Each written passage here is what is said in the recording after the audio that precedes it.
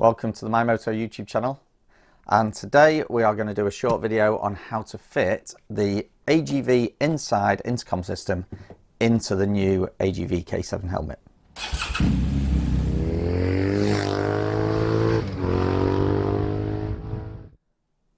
Now before we start fitting this Insyde Intercom system to the K7, please take the time to like our video, subscribe and hit the notification bell if you'd like to see more of our content, and leave us a comment if you have any other questions or any questions about any other products that you would like us to cover, and we'll try and get that covered. So this is basically a Pack-Talk Cardo intercom, but it's integrated into the AGV helmets. You see these on the Tour Modulars, and AGV's designed it to go into this K7 as well.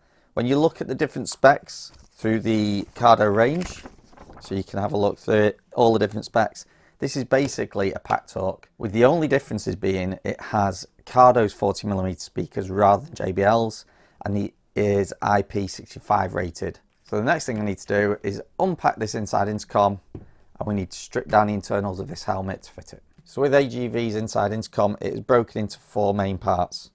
You've got your speakers are one part, your boom microphone is the other part, buttons for the third part, and then the final part is the battery and the electronics for the intercom, and this is where your charging socket is as well.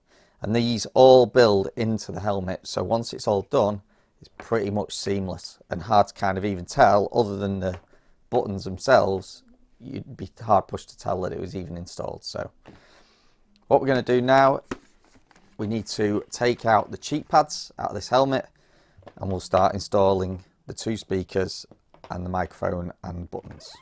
To remove the cheek pad, you've got three press studs around the top of it, so up near the visor port, which we can unclip. There's one at the back and one at the front.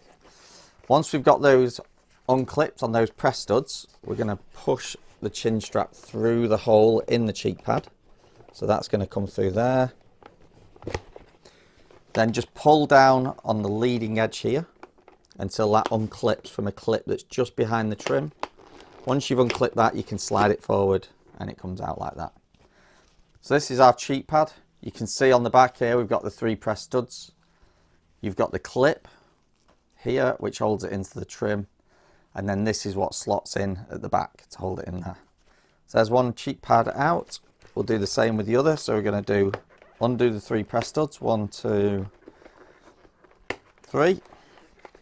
Lift that cheek pad up, push the chin strap through the hole in the cheek pad, unclip it from the front, and then slide it forward. Extremely easy to do. Then we've got a panel at the back, so this is where the main unit of the intercom goes into. There's two little clips, and you literally just push those down and that panel comes off. Now you'll notice on this panel there's a little cover right in the middle of it there. What we need to do is just push that out from the inside, and that leaves then a hole, which is where our charging socket on this is going to poke through, giving us access to charge this without having to remove it from the helmet. You can keep hold of that, put it in the box with all your accessories and bits that came with the K7. Next thing we need to do is remove where we're going to have the buttons for the intercom. So this cover here is going to detach, and then our buttons, which we've got here, are going to slide into its place. Now to do this, there's a little tool that comes with the helmet. You've got a little wedge tool like that. It comes away easily at the back by just simply press down on this clip and then just push that cover up like so. Once you've got that to start lifting, so it's just past the clip, don't force it anymore because you're actually trying to twist where this is slid in.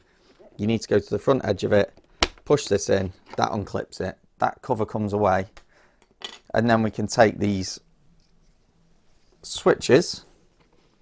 Make sure you line them up with the slots. They slide upwards from the bottom, so you need to have them in line. Make sure that each of the clips runs through the rails that are there.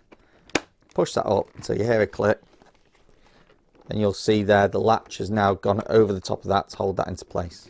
So that is now in situ, ready to be used. Then we've got the main intercom unit. That can go into the back. And just to keep that in place, because nothing's going to actually hold that at the moment, I'm just going to pop that cover on for the time being. Just hold that where it is. So something that's a little bit unique with these 40mm speakers that we have with this system is they actually detach from each other. So we've got a small plug that allows you to separate that speaker from this one. There's no real need for it. I'm not sure why they do it. If you look at the other Pack Talks with the JBL speakers, they don't have this plug. And to be honest, if there was one less plug, it would make it easier to kind of keep them cables tidy and tuck them into places. But that's what we've got. So what we're going to do, you need to put the side with the longest cable on the same side as the buttons. That cable has then got to run around this side to where your other connections are here, where you're going to connect it up, and then we're going to stow those down in that gap behind it there. Now the helmet as standard comes with little fillers where the speakers can go, so we need to take those out. And they're just basically a small piece of foam with a sticky backing to cover up the hole where the speakers go. Once we've removed those inserts, we need to get our Velcro pads, peel the backing tape off them, and install them into the recess where our speakers are going to go. Now those are installed, I can install my speaker. So again, longest side on the same side as the buttons. You'll see there's actually a gap in the EPS at the bottom for the cable to come through. So we're going to install it in that way up, feeding that cable down, and that's then going to come around the back of the helmet. Now we've got that cable coming around the back of the helmet, we're going to push the excess from the switch cable down into that gap, like so. We're going to make sure this one is also tucked behind the EPS and push that down into that gap as well. And when you get the cable up to the back here, you'll see that there is a slot that runs between the main intercom system and the housing that it's in. And that slot is the right size for that cable to go right the way through. And then when we clip the cover back on, it's going to hold it in place. So we get that cover now.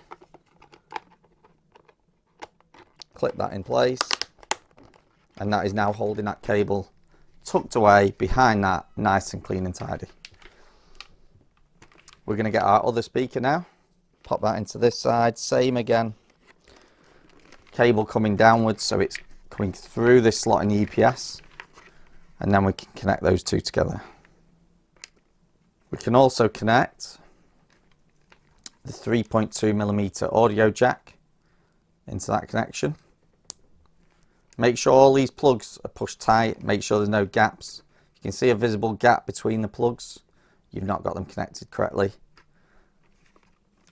Then the last thing we need to install now is the boom mic. Now, although this is a full face helmet, the system comes with a boom mic because it was designed for the Tour Modular. And what they've done is actually get it to fit into the K7. But something they have done that is very clever, we've got this section of plastic in the chin bar, and behind that we're going to put the actual speaker. Now to get that plastic off, to install this, what we need to do is get the same wedge that we used to remove where the buttons were, and you go under the two corners of the plastic at the side. So at the bottom, under the two corners, just lift, and that then comes away. So we've got this section of plastic that unclips from the front of the helmet, and you can see there where the boom mic is going to sit behind, so that's going to slot into there. Now the advantage to that is it's going to be hidden away. You're not going to have a microphone right in the front. That's going to keep it out of the wind, so we're not going to get any wind noise off it, but it also means if you pick the helmet up by the chin bar, you're not actually squeezing or messing with the microphone. It's protected behind that bit of plastic. The other thing to note as well is on the boom mic there's a little arrow so you can see which side it should be facing. So this should be on the inside. Give it a little bit of a curve just to make sure it's going to go in nice and neat. Make sure that arrow's on the top and clip that into the red clip, which is going to hold your cheek pad as well. Once you've done that, you can then connect your boom using the little black plug there. Once we've done that, we're going to then push all these wires down into this void. So AGV's left a big gap down here for you. Start off with the small connections, push them in first, and then we're going to leave that 3.2 right to the end. So there we go, all the cables and connections tucked into there, nice and neat. I'm going to put my chin clip back on. So we're going to just, these three parts of the clip at the top are going to slot in first, and then these two on the corners down near the boom mic are going to click second. So slide those in. And once I've done that, I'm going to then just squeeze it here to click that in. Same on this side, click that in. And now our boom mic is behind there, ready for us to install the cheek pads and get using it. So cheek pads, just make sure that these are clearing the wires and the cables and all the sockets and things that you've just installed, but you do need to get them in and slot them backwards into the helmet. Okay, so that's the side with the boom mic reattached. It's a little bit fiddly getting that to slide in past all those cables, but a little bit of fine adjustment with the cables, with the routing, and just taking your time sliding that in, and it's no problem at all. On this side, same again. Just going to slide that into the back. Just make sure you're on the correct side of those cables, so you want to be over the cables. Slide that right back, and it takes a little bit of force. Just pinch the cheek pad and slide it in. It needs to tuck right up back here. And you're looking for this little slot, which is just kind of similar position to where the rescue pull is, to be in line with the red tab inside the cheek.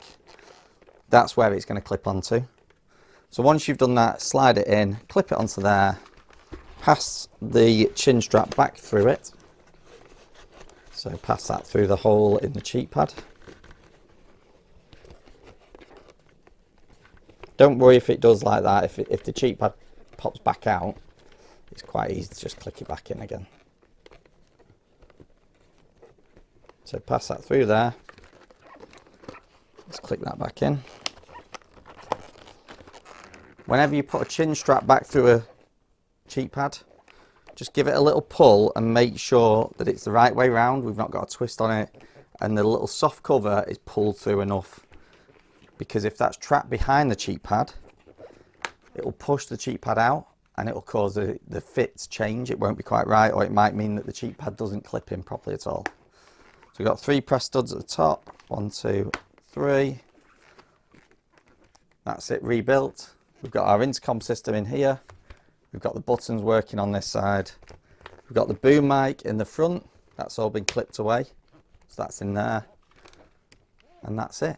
Job done. We've got the AGV Insyde now installed into a K7. Hopefully you enjoyed our video. Please like, subscribe, hit the notification bell to see more of our content. Leave us any comments you've got. If you've bought one of these helmets, you're thinking of doing it, any questions you've got, please ask them in the comments and we'll get back to you. If you'd like to support MyMoto, then we are a motorcycle clothing and accessory retailer. We've got 3 shops, one in Manchester, one in Leeds and one in Derbyshire. Please, if you're nearby, come and visit us. One thing our Leeds shop has got, we also have some motorcycles for sale in our Leeds branch as well. So if you're interested in motorcycles, go and see them. If you can't get to us, then you can visit our websites at mymoto-uk.com or dstoremanchester.co.uk. All we ask is next time you need some kit, come and check us out first. Other than that, thank you for watching. Till next time, ride safe.